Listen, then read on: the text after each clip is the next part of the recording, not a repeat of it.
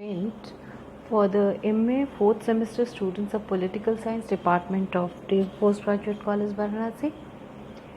Today we are going to study Public Administration. There is a topic in your Public Administration syllabus. It's called Relationship between Civil Servants and the Political Executives. At the outset, I would request you to recall the first thing that we had discussed when we started the Public Administration class in your Master's class last semester. If you remember, we started by discussing Woodrow Wilson's construction of the sphere of administration by separating it from the sphere of politics. If you remember, the most important argument that Wilson had made, it was about the different sets of values that guide actions in these two spheres, in the sphere of politics and in administration. The topic that we are going to discuss today is actually related to the nature of relationships between the temporary political executives and the civil servants who are the permanent executives.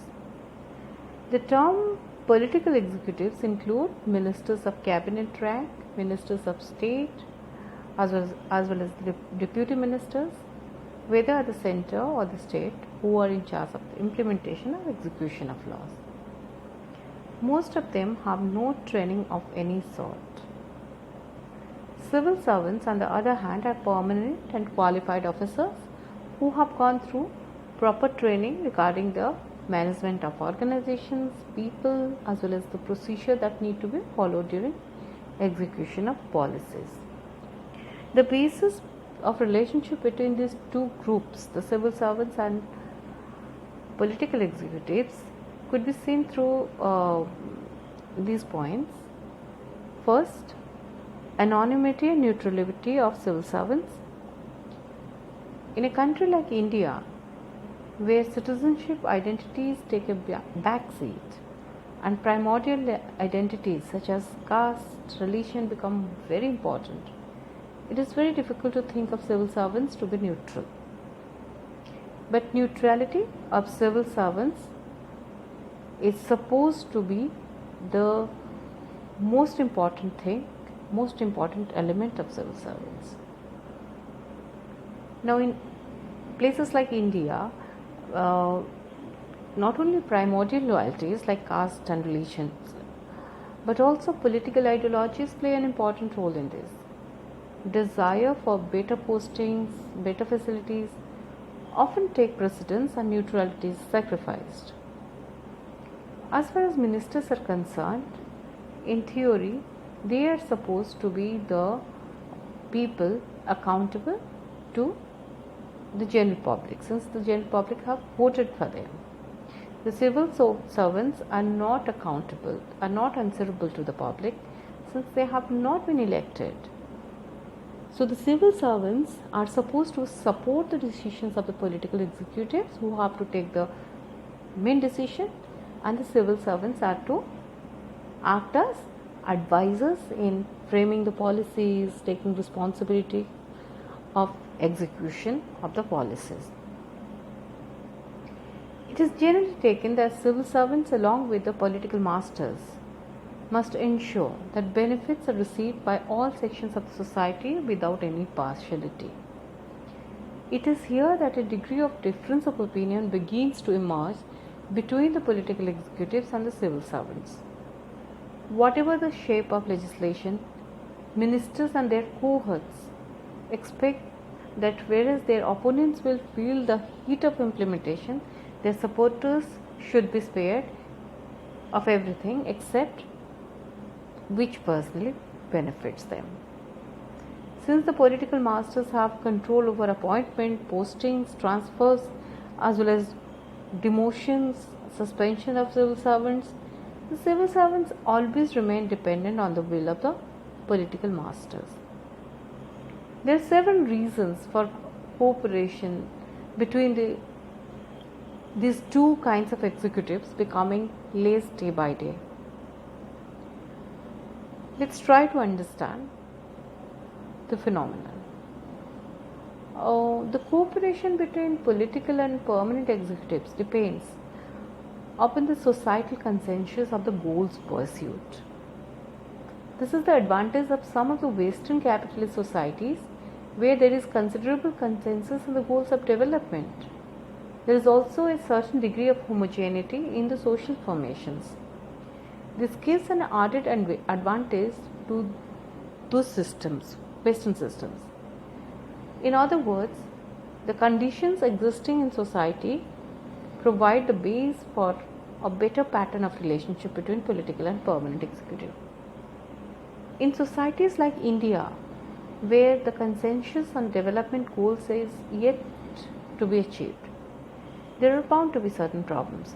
The heterogeneity of society is shared by both the political and permanent executives.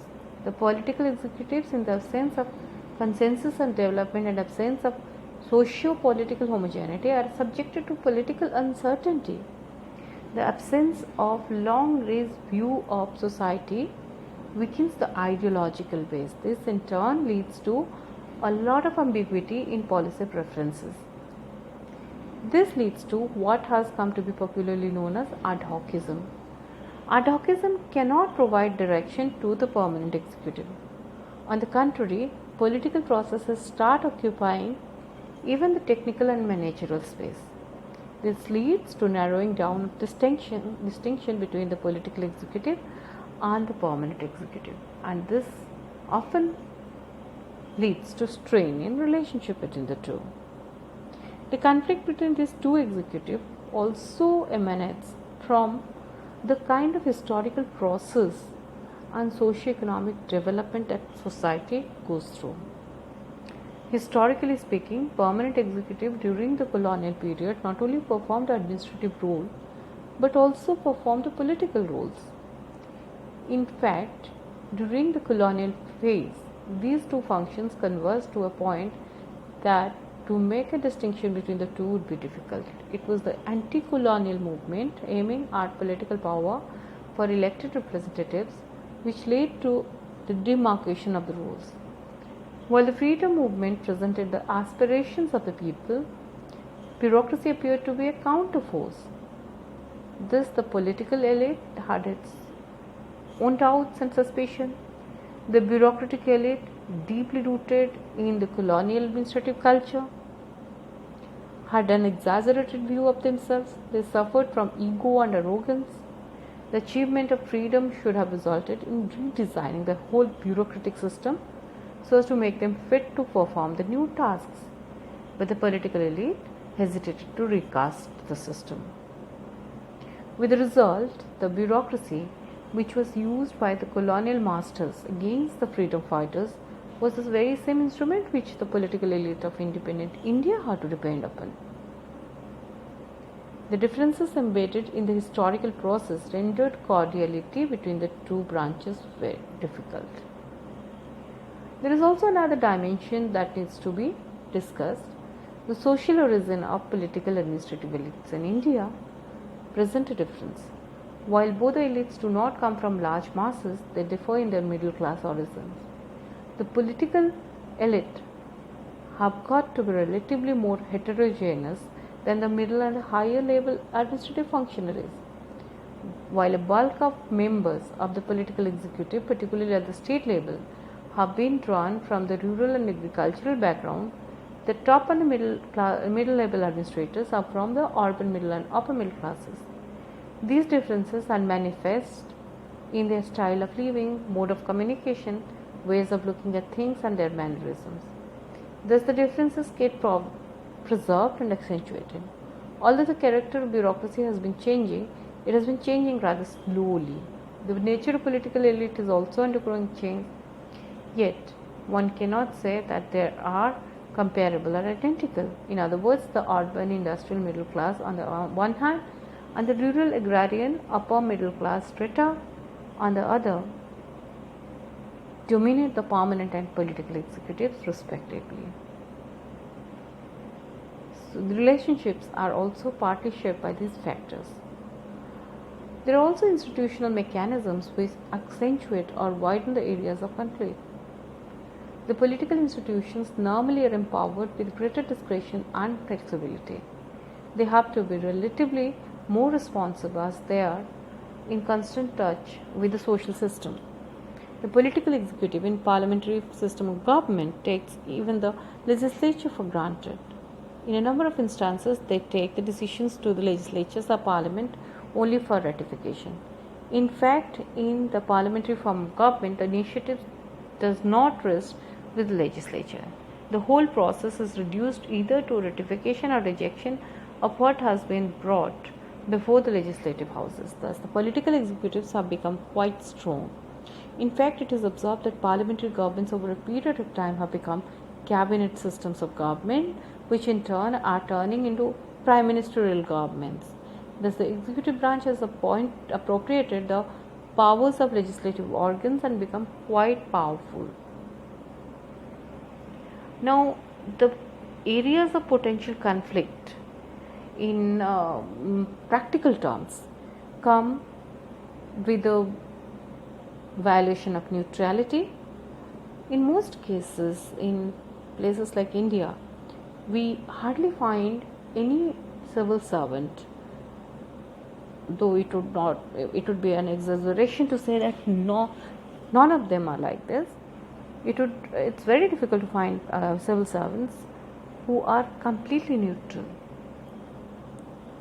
Political interference, especially in promotions, in appointments, matter a lot.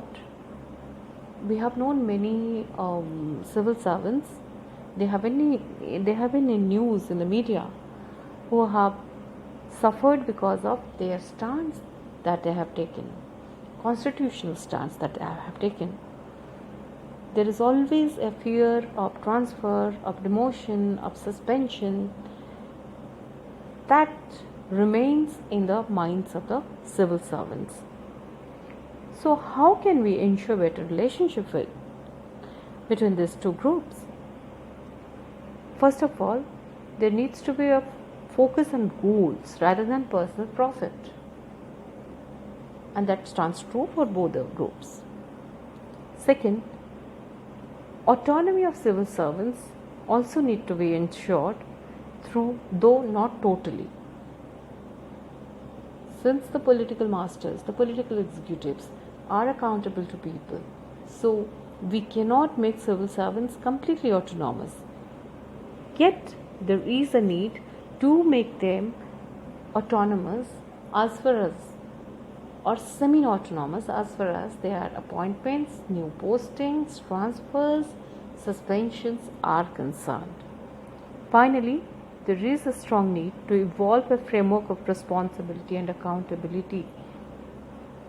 So that this is one topic that we had in public administration. We'll discuss another topic tomorrow. Till then, goodbye.